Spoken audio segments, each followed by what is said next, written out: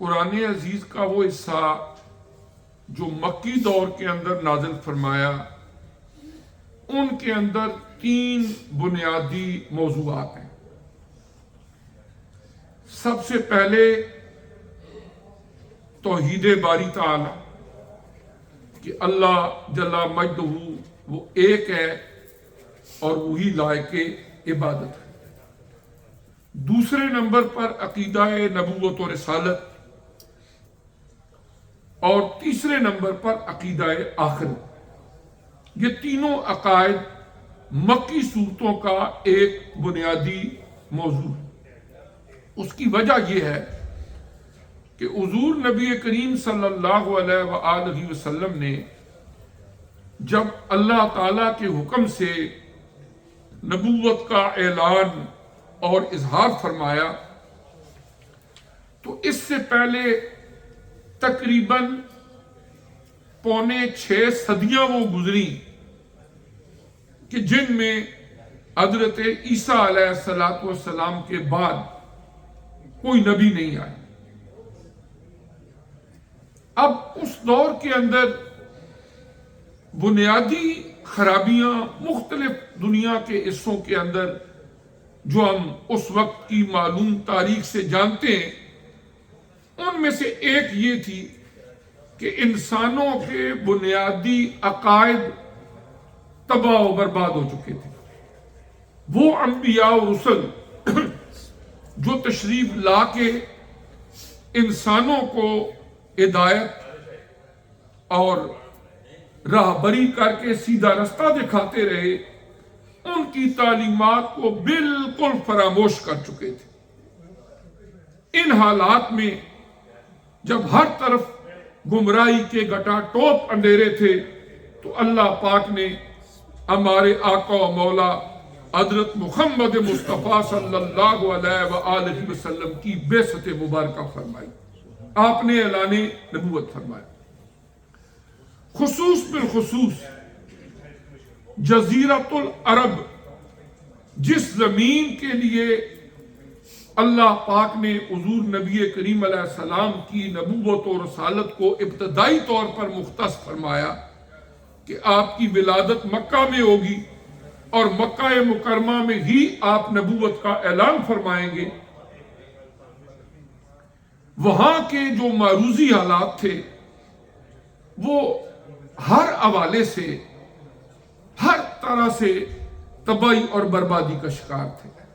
مثلاً ان کے بنیادی عقیدے، ان کی معاشرت، عبادات، ہر چیز اللہ تعالیٰ کے بھیجے ہوئے انبیاء و رسل کے رستے سے ہٹ چکی تھی۔ اگر عقائد کی بات کریں تو اللہ تعالیٰ کے جتنے بھی انبیاء و رسل اس زمین پر تشریف لاتے رہے، کچھ چیزیں وہ ہیں جو ایسی قدر مشترک ہیں کہ ہر نبی کی تبلیغ کا بنیادی حصہ رہی۔ مثلا سورہ الاعراف، سورہ الشعراء، وہاں پر بہت سارے نبیوں کے اللہ نے واقعات بیان کیے۔ انہوں نے اپنی قوموں کو آ کے یا قوم کہہ کے اے میری قوم خطاب فرمایا۔ سب سے پہلے ان کے دلوں کے اندر عقیدہ توحید کو راسخ کیا۔ یہ ایک بنیادی بات ہر نبی جو تشریف لاتے رہے ان کے دور کے اندر رہی۔ اور نبی کریم علیہ السلام جب تشریف لائے تو آپ نے جس ماحول معاشرے کے اندر 40 ایئرز اپنی زندگی کے گزارے، اس ماحول کو دیکھا، وہاں پر بنیادی عقائد بالکل بگڑ چکے تھے۔ حالانکہ عجیب بات یہ ہے کہ جو اہل مکہ تھے یہ تو حضرت ابراہیم علیہ السلام کی اولاد میں سے آگے چلے آ رہے تھے۔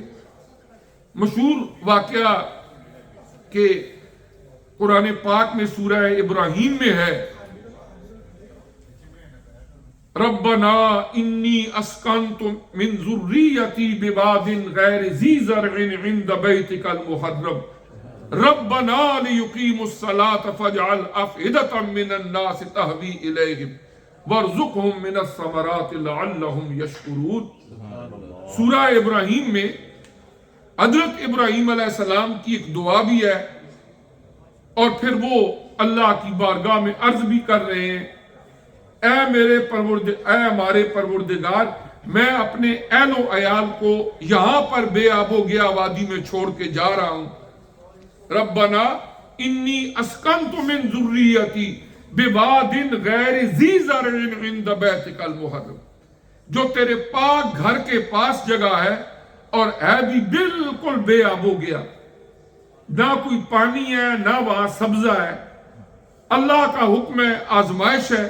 حضرت سیدہ ہاجرہ رضی اللہ تعالی عنہا اور حضرت اسماعیل علیہ السلام ان کو وہ چھوڑ کے وہاں پر جا رہے ہیں۔